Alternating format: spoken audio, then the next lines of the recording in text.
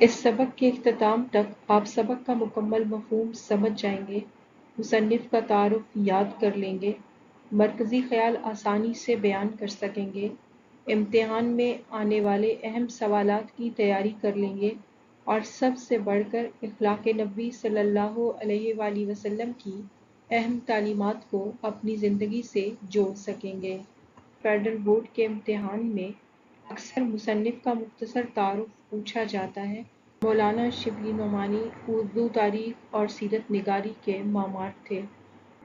سبق میں استعمال ہونے والے کچھ اہم الفاظ اور ان کے معنی۔ یاد رہے، طلباء کے کسی بھی سبق کو سمجھنے کے لیے اس کا مطالعہ اور مشکل الفاظ کے معنی جاننا ضروری ہوتا ہے۔